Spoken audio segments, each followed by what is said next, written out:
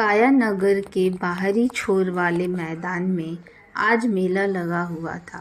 बहुत चहल पहल थी। पवन भी अपने मम्मी पापा के साथ मेला देखने गया था।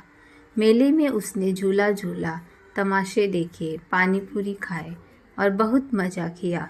और वहाँ से उसने 2 गुब्बारे खरीदे। गुब्बारे मिलने के बाद पवन बहुत ही खुश था। उसके लिए ये गुब्बारे कोई साधारण गुब्बारे न थे। उसने तो इन दोनों गुब्बारे का नाम भी रख दिया।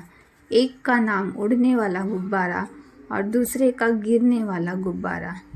घर पर आने के बाद एक ही जगह बैठा वो टकटकी लगाए यही देख रहा था कि एक गुब्बारा तो हवा में ऊपर की ओर उड़ रहा है और दूसरा गुब्बारा नीचे ही पड़ा हुआ है। उड़ने वाला गुब्बारा तो सुरक्षित है क्योंकि वो ऊपर उड़ रहा है, लेकिन नीचे वाले गुब्बारे पर उसे ध्यान देना पड़ रहा था कि कहीं कोई उस पर आकर बैठ न जाए। उसके माता पिता अपने अपने कामों में व्यस्त थे, इसलिए वे पवन पर ध्यान नहीं दे रहे थे।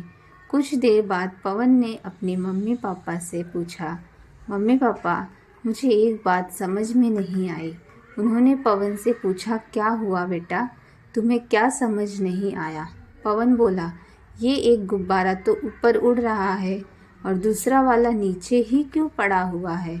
जब मैं इसे ऊपर की तरफ फेंकता हूँ तो थोड़ा सा उड़ता है और फिर आकर नीचे गिर जाता है, और अगर इसे बार बार उछालता रहूँ तभी यह उड़ता रहता है। ऐसा क्यों? पापा ने पवन को जवाब देते हुए कहा कि बेटा, ये जो तुम्हारा गुब्बारा उड़ रहा है इसमें हीलियम गैस भरी हुई है जो कि इस गुब्बारे को ऊपर की ओर उड़ा रही है, और ये दूसरा वाला, इसमें वो हवा भरी है जो बड़ी आसानी से फूंक मारने पर भी मिल जाती है, और गुब्बारे के अंदर भी और बाहर भी दोनों जगह यही हवा है, इसलिए ये नीचे गिर रहा है। इसे जब तक अपनी ताकत से उड़ाओगे तब तक उड़ेगा, बाद में नीचे गिर जाएगा। दूसरी हीलियम गैस थोड़ी मेहनत करने से प्राप्त होती है, उसे बनाना पड़ता है। इस गुब्बारे के बाहर साधारण हवा है, लेकिन इस गुब्बारे के अंदर स्पेशल गैस है, इसलिए वो गुब्बारा ऊपर तक जा पा रहा है। पवन को अब इसके पीछे का कारण पता चल चुका था। उसने पापा से बोला, अच्छा तो ऐसा है, अलग गैस होने की वजह से इन दोनों में इतना फ़र्क आ रहा है। अब मुझे सब समझ में आ रहा है पापा। पापा बोले, बेटा तुम्हें क्या समझ में आया? पवन बोला, पापा, अगर हमें ऊपर तक जाना है तो हमारे अंदर कुछ स्पेशल होना चाहिए, नहीं तो इस वाले गुब्बारे की तरह हम भी नीचे ही रह जाएंगे। पापा ने पवन को शाबाशी देते हुए कहा, बिल्कुल सही कहा बेटा तुमने।